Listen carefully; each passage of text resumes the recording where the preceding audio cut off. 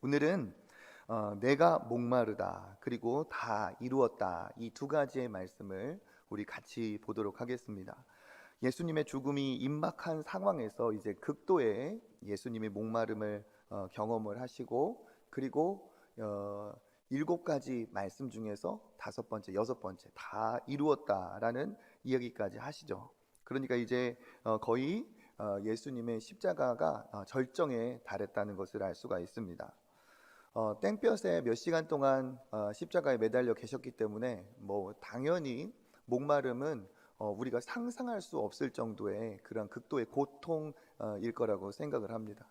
우리도 물을 먹지 못하면 굉장히 좀 이렇게 갈증에 이제 좀 힘들 때가 있죠. 그런데 그 정도가 분명히 아닐 거죠. 우리가 생각하고 우리가 경험해 보지 못한 수준의 아주 고통스러운 그런 목마름일 것입니다.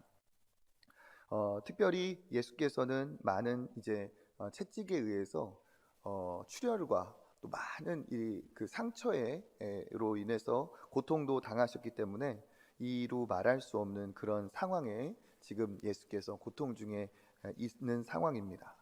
요한복음 19장 28절 말씀 그때의 상황 같이 한번 읽어보겠습니다.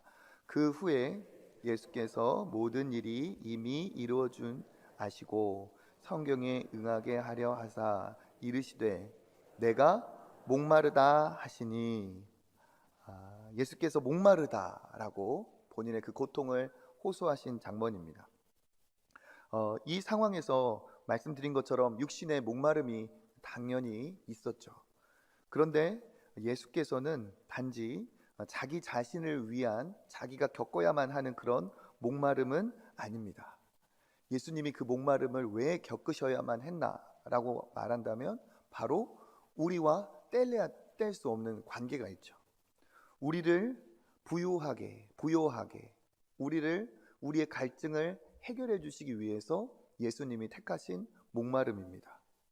우리가 목마르고 우리가 갈증에 허덕이는데 우리에게 생명수를 주시기 위해서 예수께서 친히 나무에 달려 모든 목마름을 경험을 하고 계십니다.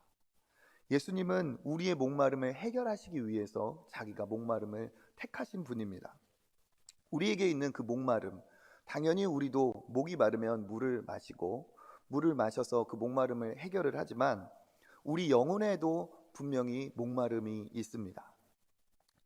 영혼에 있는 그 목마름은 우리의 영원한 공급자 되신 하나님을 떠나면서 우리에게 찾아온 영혼의 갈증이죠. 가장 큰 목마름은 죄로 인해서 옵니다. 죄로 인한 이기적인 그런 탐욕에서 오는 탐욕의 목마름, 소유의 목마름이죠. 아무리 갖고 채워도 마치 정말 구멍이 난 그런 주머니처럼 우리의 탐욕의 그 주머니는 무엇으로도 다 메꿀 수가 없습니다. 우리의 소유의 목마름이죠. 그리고 보호자를 떠남으로써 마음의 안정이 없습니다. 그렇기 때문에 우리 인생에게 있는 그 두려움과 불안함에 따른 목마름이 있습니다. 그리고 영원하신 하나님으로부터 우리가 분리가 되면서부터 우리는 유한해졌죠. 그래서 영원한 것에 대한 목마름, 유한하기 때문에 영원에 대한 목마름을 갖고 있습니다. 그리고 관계에서도 죄가 있기 때문에 관계가 다 단절이 됐죠. 이기적인 관계 때문에. 그래서 우리가 관계에 대한 목마름이 있습니다. 우리의 피난처 보호자를 하나님을 떠난 이후로부터 우리에게는 안정감에 대한 목마름이 있습니다. 이 여러 가지 목마름은 아무리 돈이 많아도, 아무리 많이 배워도, 아무리 건강해도, 내가 건강한 외모를 갖고 정말 멋진 예쁜 그런 몸매가 있어도, 아무리 관계가 좋아도, 맛있는 것을 먹고 내가 아무리 좋은 집에 살아도 이 목마름은 해결이 되지 않습니다. 다 순간 잠시뿐이죠. 우리가 아무리 좋은 것을 갖는다 해도 그게 며칠을 가지 못합니다. 좋은 집으로 이사를 해도 그것이 정말 너무 기쁘고 행복하지만 그 집에 사는 동안 들어가는 날마다 계속 감격하고 감동하는 사람은 없습니다. 잠시 순간입니다. 그럼에도 불구하고 우리 마음 안에 채워지지 않는 이런 갈증은 있어서 계속해서 우리를 무엇인가를 갈망하게 하고 추구하게 하죠.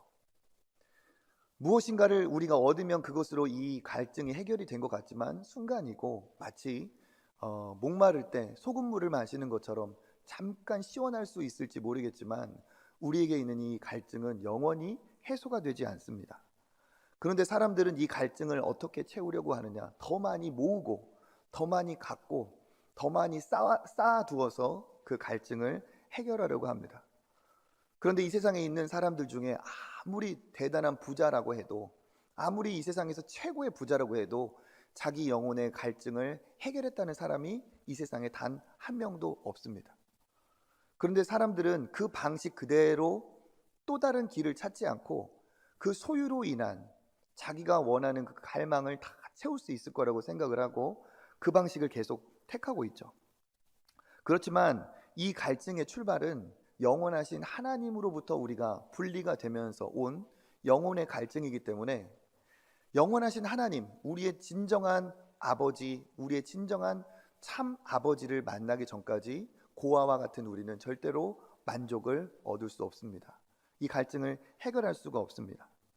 그러니까 완전하시고 영원하신 우리의 만족 되신 하나님을 떠난 영혼은 이 세상에서 어떠한 것을 추구하고 어떤 것을 얻었다 할지라도 절대로 만족을 할 수가 없습니다. 우리 영혼의 만족은 오직 영원하신 우리의 아버지 하나님 품 안에서 우리의 갈증이 다 해결이 됩니다. 그래서 그 갈증을 해결하기 위해서 이 세상에 보내주신 분이 바로 예수님이시죠. 그래서 예수님은 자기 자신을 가끔 여러 가지 빗대어서 이야기를 하실 때 생명의 물, 생명의 그 물을 자기 자신의 비유해서 이야기를 하신 적이 있습니다. 요한복음 4장에 보면 한낮에 땡볕에 한 여인이 나와서 물을 길는 장면이 있습니다. 그 여인에게 예수님이 말씀을 하십니다. 요한복음 4장 13절과 14절 말씀 읽어보겠습니다. 예수께서 대답하여 이르시되 이 물을 마시는 자마다 다시 목마르려니와 내가 주는 물을 마시는 자는 영원히 목마르지 아니하리니 내가 주는 물은 그 속에서 영생하도록 솟아나는 샘물이 되리라. 아멘. 예수님이 만난 그 여인은 남편을 5번이나 바꾸고도 또 갈증을 느끼는 안타까운 여인이었습니다. 어떠한 이유로 남편이 그렇게 많이 바뀌었는지는 알 수 없지만 그 여인이 마음의 갈증과 마음의 안정을 정말 구하고 있다는 사실만큼은 분명합니다. 이렇게 정말 손가락질 받을 만한 그런 배경이 있기 때문에 이 여인은 선선한 그러한 뜨거운 햇볕을 피해서 물을 길러 오지 않았죠. 땡볕에 사람들이 없는 그 중에 물을 길러 우물에 왔습니다. 그때 그 우물에서 만나주신 분이 누구십니까? 예수님이시죠. 그래서 인생의 그 갈증에 허덕이는 그 여인에게 예수님이 오늘 이 말씀을 하신 겁니다. 내가 주는 물은 영원히 목마르지 아니하게 하는 그러한 물이다. 이 물은 마시는 물이 아니죠. 무엇을 말하고 있습니까? 생수 대신, 생명수 대신 예수님 자신을 이야기하는 거예요. 영혼의 갈증이 있는 그 여인이 메시아, 구원자이신 하나님이 보내주신 그 구원자를 만나면 그 속에서 영생하도록 하는 샘물이 솟아나서 그 여인은 다시 절대로 목마름이 없을 것이다. 영혼의 만족이 있을 것이다. 라는 것을 예수님이 말씀을 하십니다. 자세히 살펴보지는 않지만 그러한 예수님과의 만남이 있은 후에 이 여인은 예수님으로 인해서 만족을 얻고 그 인생이 변화가 됩니다. 그리 오래 걸리지 않았어요. 그 대목, 그 자리에서 예수님이 주신 그 말씀을 통해 그 생명수 되신 예수님을 체험하고 그 여인은 그 기쁨과 그 감사와 감격으로 그 허덕이던 그 갈증을 회복하고 그는 변화가 됩니다. 그래서 요한복음 4장 28절부터 30절까지 읽어보겠습니다. 여자가 물동이를 버려두고 동네로 들어가서 사람들에게 이르되 내가 행한 모든 일을 내가 말한 사람을 와서 보라. 이는 그리스도가 아니냐 하니 그들이 동네에 나와 예수께로 오더라. 아멘. 그 사람을 피해 다니던 이러한 소외당하고 참 고통받던 이 갈증에 허덕이던 여인이 어떻게 했어요? 자기의 물동이를 버려두고 동네로 들어가서 예수님을 자랑하고 거침없이 그들을 또 주님께 인도하는 전도자의 모습으로 달라졌습니다. 그렇게 인생의 갈증이 있던 그 갈증을 해결하지 못했던 이 여인은 예수님을 만나고 영혼의 생명수 대신 내가 주는 물은 영생하도록 솟아나는 샘물이다 말씀하신 그 예수님의 말씀대로 그 예수님을 받아들이고 그 영혼이 갈증을 해결합니다. 그리고 그 인생은 복된 인생이 되었죠. 그런 것처럼 이렇게 예수님을 만난 사람은 자기 영혼의 갈증을 해결을 받습니다. 지난번에도 말씀드렸던 대표적인 사람 중에 또 한 사람 삭개오 같은 사람이죠. 돈을 그렇게 구하던 사람이 예수님을 만나자 어떻게 되었어요? 돈이 아닌 인생의 목표가 정말 분별이 되고 달라졌죠. 그래서 예수님은 자기 자신을 생수에 비유를 하셨습니다. 예수님이 잡히시던 그날 밤에 마지막 만찬에서도 예수님은 제자들에게 자기가 영원한 음료가 되신다 말씀을 하셨습니다. 마태복음 26장 27절과 28절을 보겠습니다. 또 잔을 가지사 감사기도 하시고 그들에게 주시며 이르시되 너희가 다 이것을 마시라. 이것은 죄 사함을 얻게 하려고 많은 사람을 위하여 흘리는 바 나의 피 곧 언약의 피니라. 아멘. 예수님은 제자들에게 죄 사함을 얻게 하는 그 보혈, 그것을 여기에서도 영원한 음료다, 이것을 너희가 마셔야 된다 하면서 예수 그리스도께서 십자가에 흘릴 그 보혈의 공로를, 그 보혈의 능력을 얘기하시고 그것을 마셔야 된다라고 말씀을 하고 있습니다. 그러니까 이 여인도 예수로 인해서 갈증이 해결되었고, 그리고 제자들에게도 예수의 피가 너희들을 깨끗하게 하고 너희들의 영혼의 갈증을 해결한다 얘기하고 있죠. 요한복음 6장 55절 말씀도 읽어보겠습니다. 내 살은 참된 양식이요 내 피는 참된 음료로다. 아멘. 여기서도 자기의 피를 음료에 비유해서 예수 그리스도의 그 보혈을 맛본 자, 그 예수 그리스도의 십자가를 붙든 자들이 그 영혼의 갈증을 해결받는다 이야기하고 있습니다. 그리고 구약 시대에 예수께서 또 그 흘리신 그 보혈이 구약 시대의 그 반석에서 나온 물이다라고 바울은 증언하고 있습니다. 고린도전서 10장 4절 말씀입니다. 다 같은 신령한 음료를 마셨으니 이는 그들을 따르는 신령한 반석으로부터 마셨음에 그 반석은 곧 그리스도시라. 아멘. 반석에서 물이 나와가지고 이스라엘 백성이 광야에서 목을 적셨던 것처럼 그 물을 내는 반석이 곧 우리에게는 예수 그리스도다라고 이야기를 하고 있습니다. 그래서 성경은 뭐라고 말을 하느냐? 우리의 목마름은 다른 어떤 것으로 해결될 수가 없다고 얘기하고 있어요. 어떤 것을 갖고 취하고 쌓아두어도 절대로 우리 영혼은 만족할 수가 없습니다. 편안함은 우리가 돈을 주고 살 수 있지만 평안함은 돈을 주고 살 수가 없는 것이죠. 그렇죠? 하나님 안에서 우리가 영혼의 방황이 끝이 납니다. 하나님을 만나야, 우리 아이들은 부모를 만나야 그 안에서 만족을 얻습니다. 마찬가지로 하나님을 떠난 인간은 절대로 이 세상의 것으로 만족할 수가 없습니다. 그러니까 만족하는 방식 자체를 다른 방법으로 가야 되는 것이지, 없으니까 더 채워야겠다는 이 방식은 절대로 우리 영혼에 만족을 주는 방식이 아니라는 거죠. 그런데 이 우리 영혼에 만족을 주는 그 영혼의 그 생명수가 바로 예수 그리스도다. 예수 그리스도를 통해서 너희가 아버지를 만나면 너의 인생의 갈증이, 영혼의 갈증이 어떻게 된다? 해결이 된다. 성경은 이야기하고 있습니다. 그래서 예수를 만난 이 여인 삭개오 비롯하여 많은 사람들이 예수님을 만나고 영혼의 목마름을 얻습니다. 영혼의 갈증이 해결이 돼요. 그래서 그것을 이루기 위해서 예수님이 어떻게 하셨습니까? 우리의 목마름을 해결하기 위해서 십자가에 달리셨고, 우리가 당해야 될 그 목마름을 예수께서 당하고 있는 것이죠. 우리 역시도 그렇습니다. 우리도 한때는 다른 것으로 우리의 목마름을 채워보려고 했어요. 그렇죠? 다른 것으로 목마름을 채워보려고 했습니다. 그게 있으면 우리가 참 좋겠다 하면서 그렇게 어떠한 것을 추구하며 살았어요. 그런데 어떤 한 사람도 그것으로 만족을 얻지 못했습니다. 오히려 예수 그리스도를 우리의 구원자로 모실 때 우리 안에 영혼의 만족이 찾아왔습니다. 할렐루야.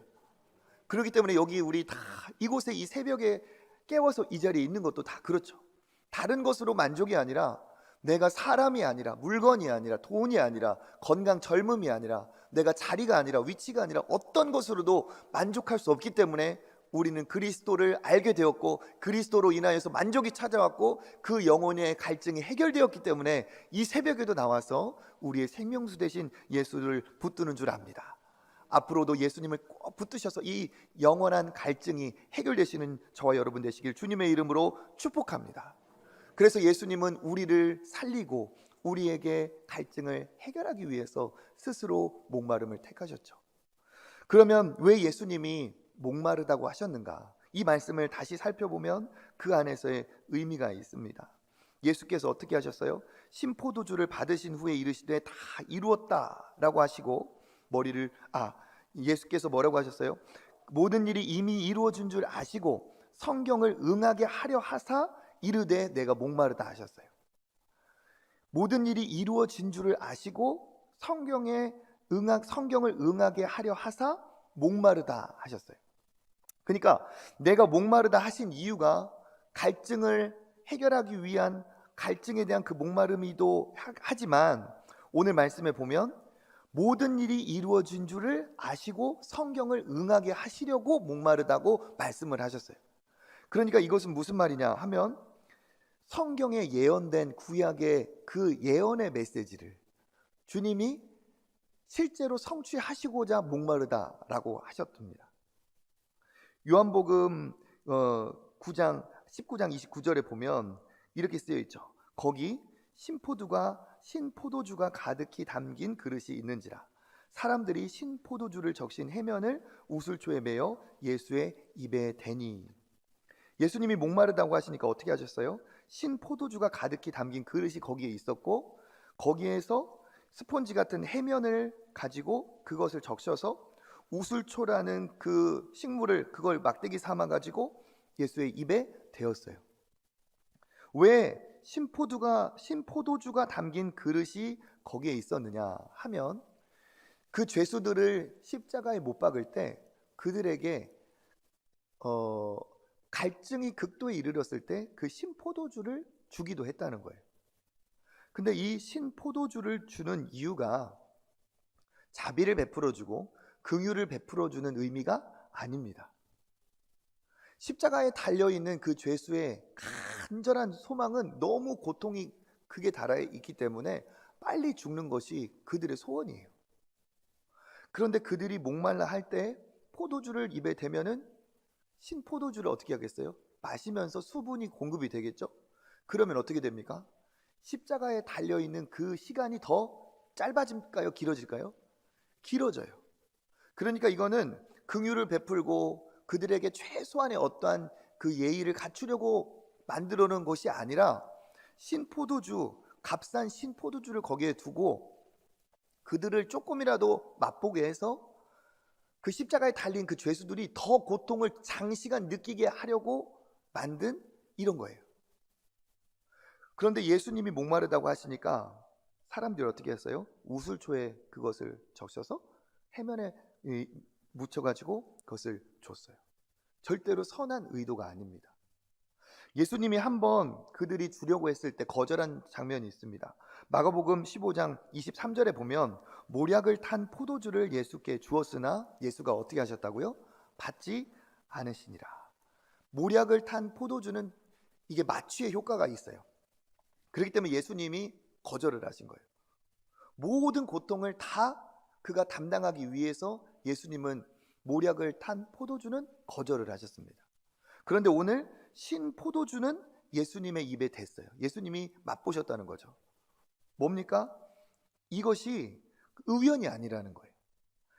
시편 69편 21절에 같이 한번 읽어보겠습니다. 그들이 쓸개를 나의 음식물로 주며 목마를 때 초를 마시게 하였사오니 아멘. 그 고난의 종 메시아가 당할 그 고통을 예언한 대목이에요. 고통에 있는 그 구원자에게 목마를 때 무엇을 마시게 했다고요? 초를 마시게 했다. 식초를 마시게 하게 했다.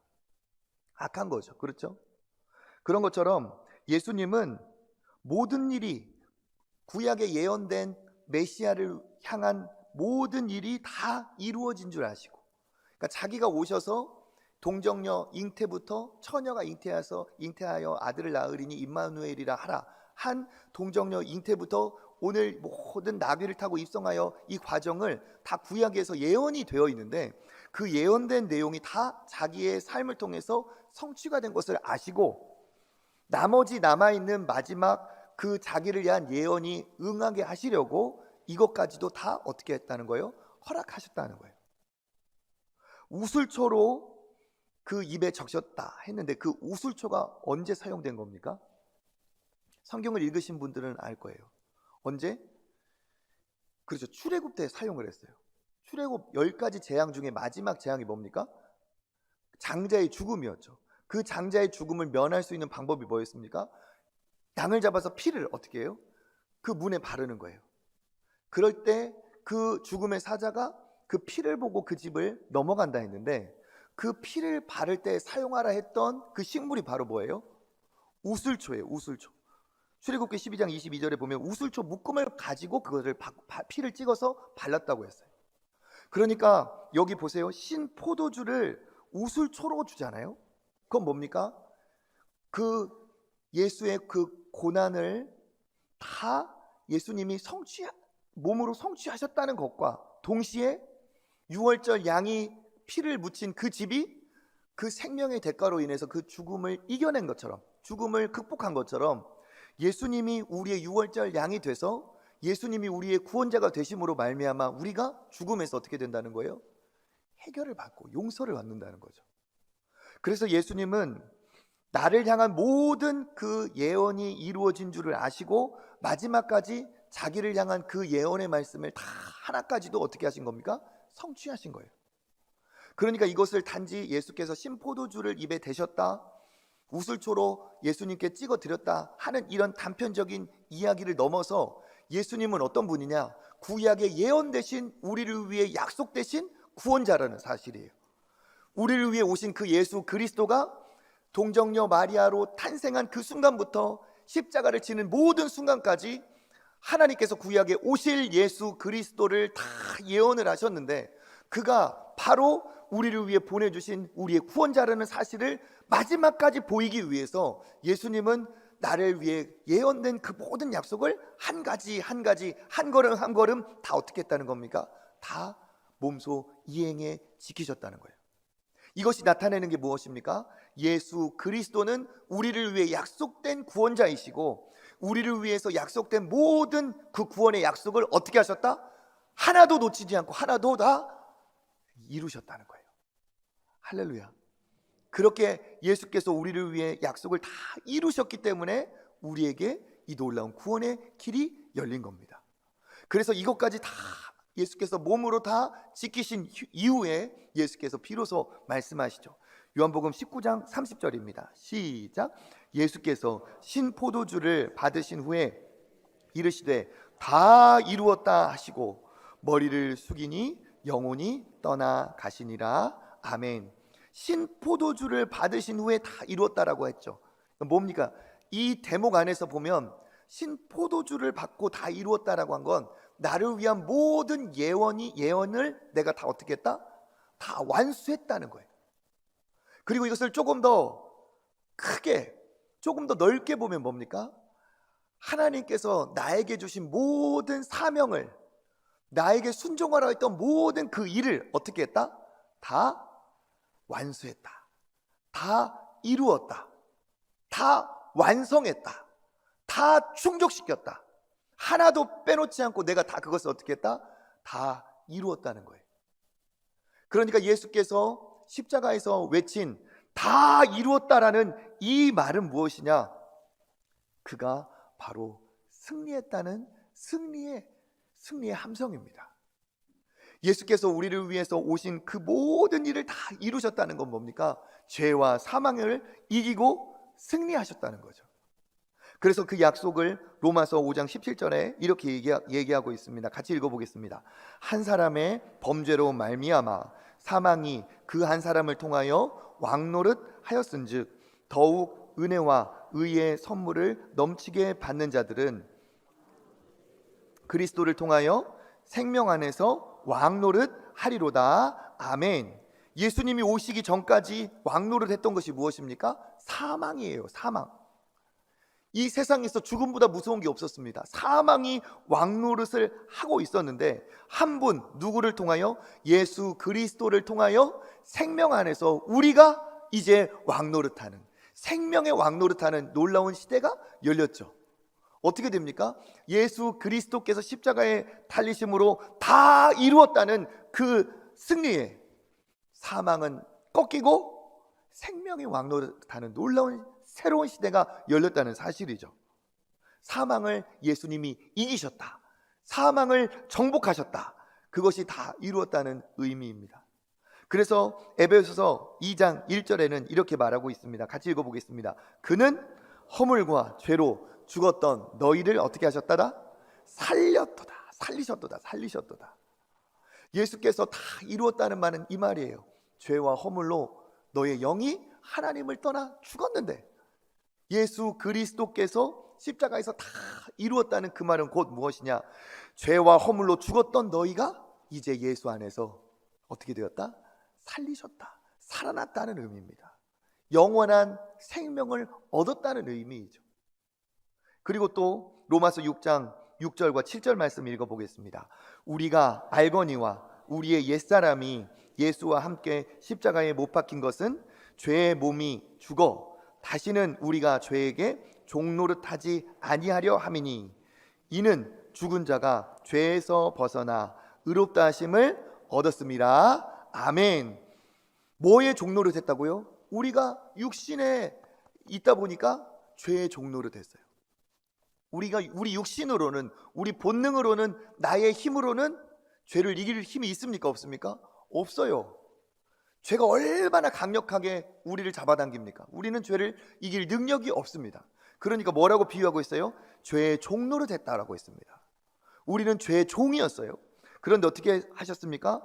예수 그리스도로 인해서 우리는 이제 죄를 이길 수 있는 능력을 얻었어요. 성령으로 인하여 하나님의 통치를 받는 순간 우리는 죄를 이길 수 있고 죄의 종노릇 하지 않게 되었습니다.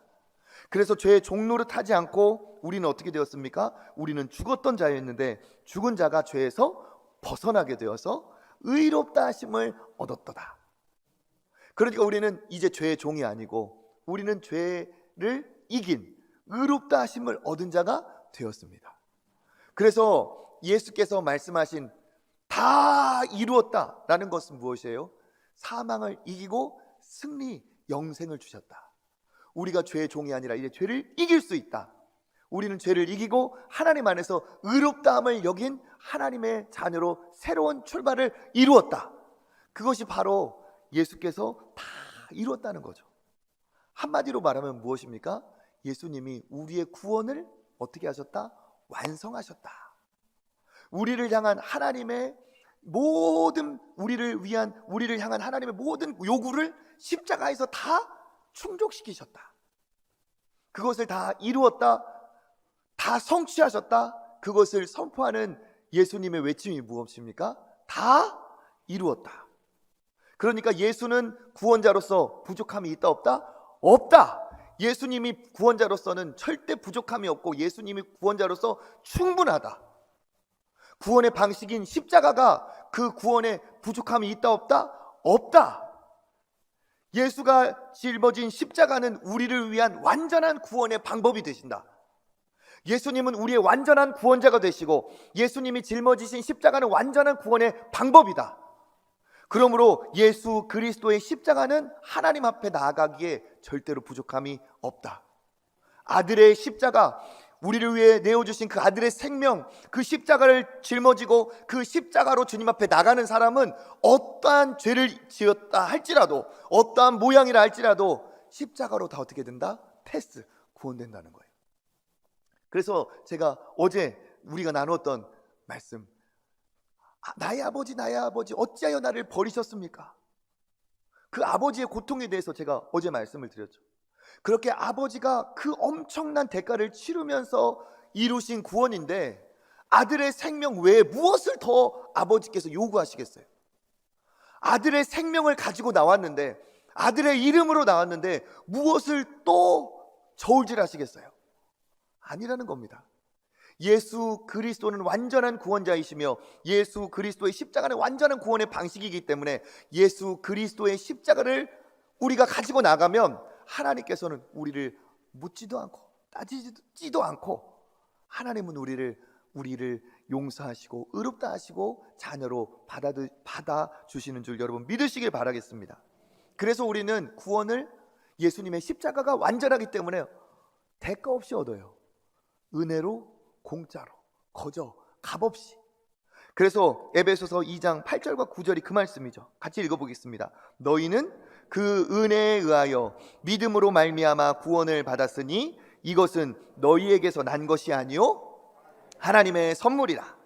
행위에서 난 것이 아니니 이는 누구든지 자랑하지 못하게 함이라. 아멘. 할렐루야. 우리가 왜 거저 공짜로 구원을 받습니까? 일단은 하나님의 은혜죠. 예수 그리스도를 믿음으로. 그렇죠. 그런데 이것이 근거가 있다는 거예요. 이유 없이 공짜가 아니라는 겁니다. 다 하나님께서 마련하신 구원의 역사가 있기 때문에 그렇죠. 그것이 무엇입니까? 예수 그리스도의 십자가예요. 예수 그리스도의 십자가가 완전한 해결이 되기 때문에 우리는 예수 그리스도로 인하여서 그 은혜로 인하여 믿음으로 말미암아 우리는 구원을 받습니다. 하나님의 선물 거저 받는 거예요. 왜? 예수께서 다 이루셨기 때문에 우리는 거저 공짜로 값없이 받습니다. 이게 값어치 없어서 공짜가 아니라 값을 매길 수 없어서 우리에게 거저 주시는 놀라운 선물이죠. 할렐루야.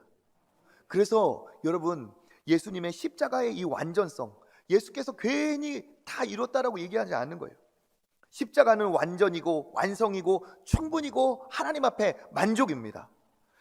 십자가 외에 다른 것을 추가하고 변경하고 거기에다 뭔가를 보완하고 이런 것은 없습니다. 십자가로 딱 끝났어요. 우리 구원은 십자가로 다 만족이 됩니다.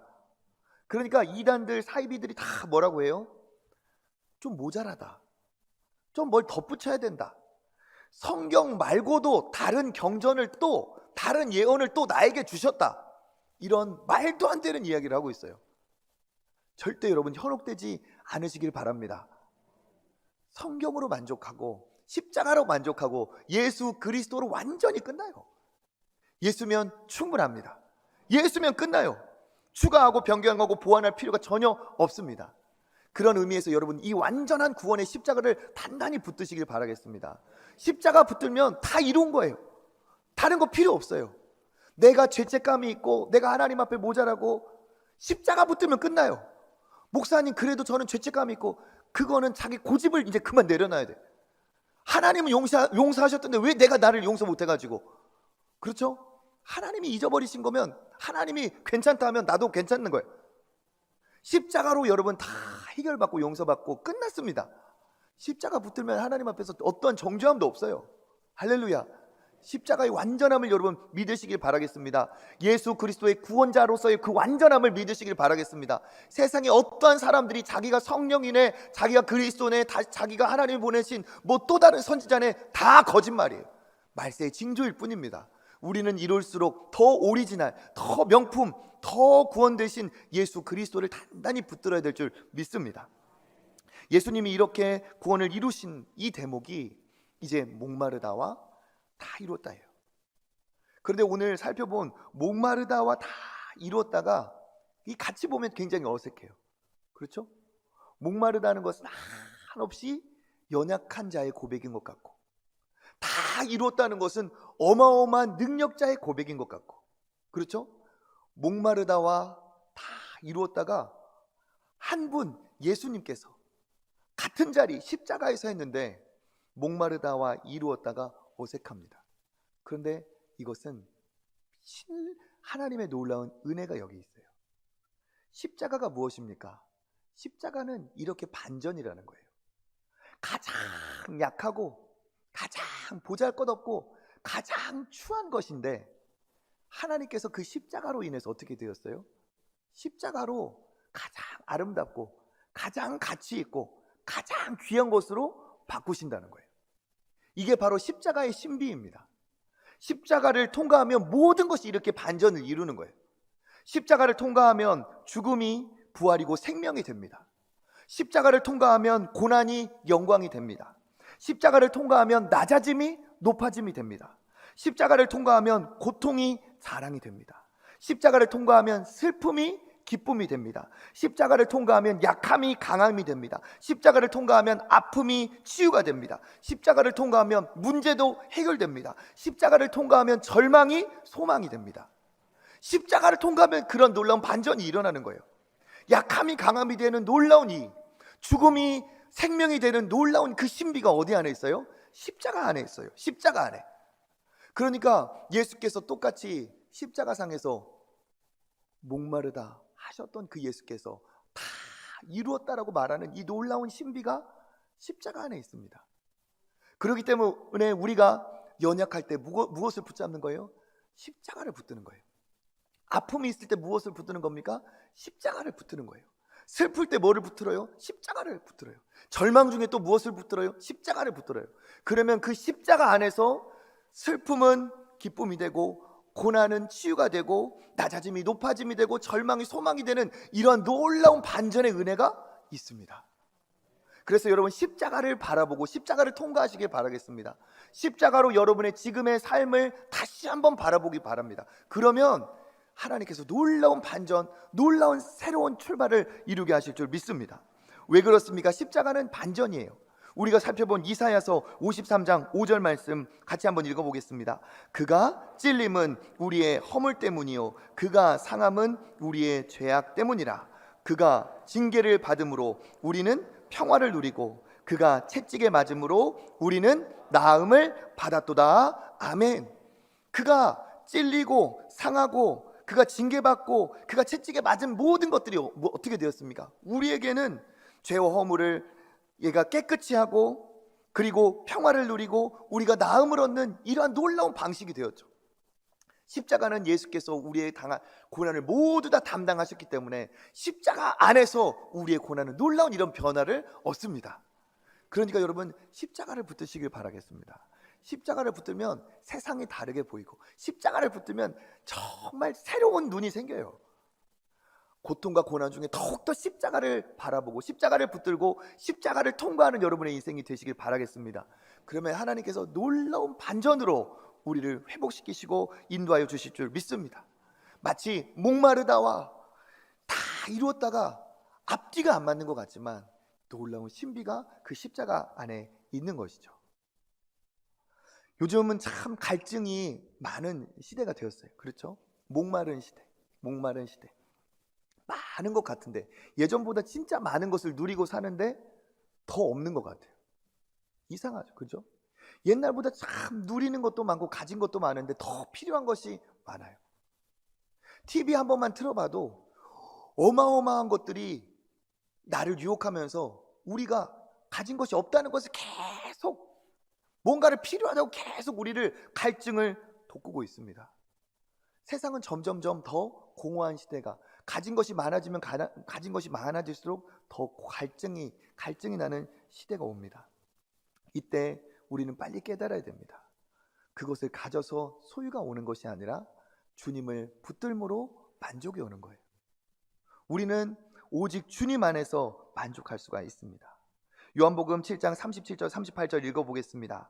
명절 끝날 곧 큰 날에 예수께서 서서 외쳐 가라사대 누구든지 목마르거든 내게로 와서 마시라. 나를 믿는 자는 성경의 이름과 같이 그 배에서 생수의 강이 흘러나리라. 아멘. 여러분 예수님 안에 이 생명의 음료가 있는 줄 믿으시길 바라겠습니다. 예수님이 말씀하신 것처럼 누구든지 목마르거든 내게로 와서 마셔라. 그 배에서 생수의 강이 흘러나리라 약속하셨어요. 예수님이 우리의 목마름을 십자가에서 다 담당하셨기 때문에 예수님을 붙드는 자는 이러한 놀라운 해갈의 축복이 있을 줄 믿습니다.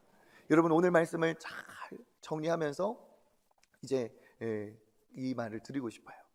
예수님이 마지막에 뭐라고 말씀하셨습니까? 다 이루었다.